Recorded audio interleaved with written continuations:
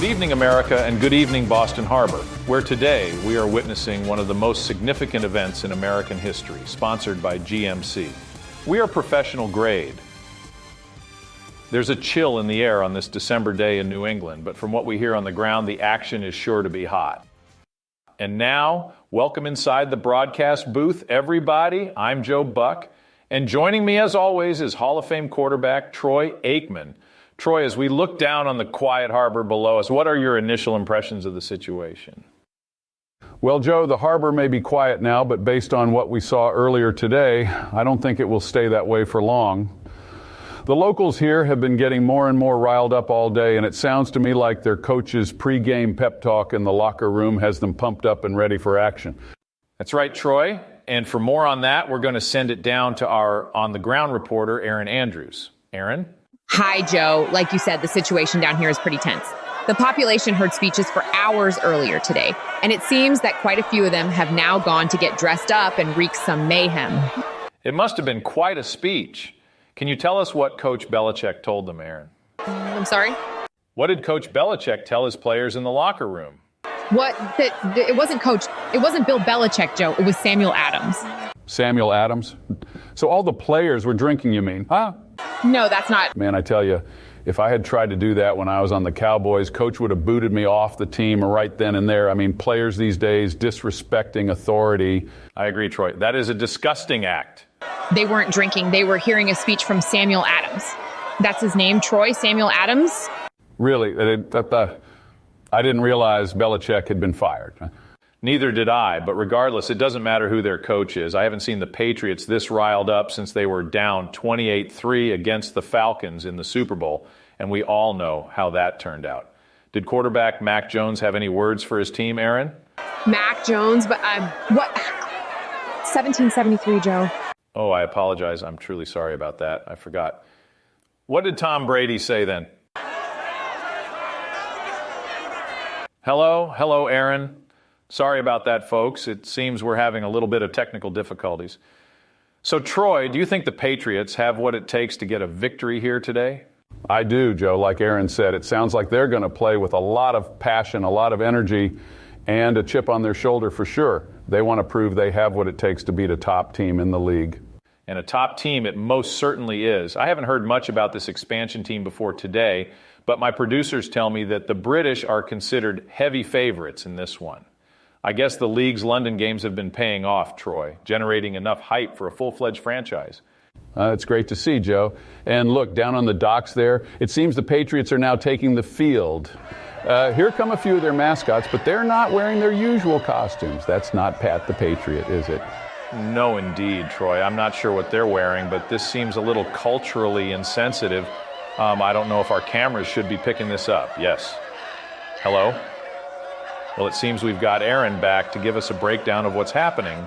Yes, Joe, the action is about to get started now. Here come the Patriots, dressed in Mohawk garb with war paint and all, evidently to disguise themselves from the British when they attack. Mohawk? I don't see a single one with a Mohawk, Erin. I just see a bunch of Indians wearing makeup. Native Americans, Troy. Oh, right. Sorry about that, folks. But still no Mohawks, Erin. It's a tribe, Troy. They're dressed like... You know what? Never mind, it doesn't matter. They're sneaking forward cautiously now. It looks like they're heading for the tea-ships in the harbor. I'm going to follow and find out what I can. I wish I could grow a Mohawk, Joe. I always thought it would look cool. You know, Troy, maybe you could. I mean, I should have been bald years ago, but the wonders of modern medicine. Oh, we're back. Yes, as Erin said, the Patriots are advancing now. This must be some sort of design trick play, though it's certainly a bit unorthodox. I tell you, Joe, these offensive coordinators are getting more and more creative every year with their play calling. Why, the only other time I saw the Native American flanker special was in a Pee Wee game in rural Kansas where I was doing some training in the off-season. I tried to get Coach to use it during the '97 season, but he thought that it was a little too predictable. Well, it certainly seems like the British didn't predict this. The Patriots are swarming onto the boats now, and there's almost no resistance at all. Now well, it looks like they're throwing the British's equipment overboard. It seems all their stuff is stowed aboard these ships. It must be like the foreign equivalent of the team bus. What will those British think of next, Joe? First, driving on the wrong side of the road, then storing their pads on board a ship. I would have thought they'd have invented locker rooms by now, but I guess they're still a few years behind us when it comes to sports technology. Hang on, Troy. I'm just receiving word that it's not equipment at all. It's just a bunch of tea. Here's Erin with more. That's right, Joe. The Patriots are dumping thousands of pounds of tea into Boston Harbor. They're throwing crate after crate overboard and chanting, "No taxation without representation." Any idea what that could mean, Erin? Well, I think it's fairly obvious, Joe. The players are fed up with having to pay such high taxes. I mean, you and I, and maybe some of the folks at home, well, we know what it's like to be in the top tax bracket. Haha, it's not fun, right, folks? I'm sure guys like Brady are sick and tired of it, too. Speaking of Brady, any sign of Tom down there, Erin?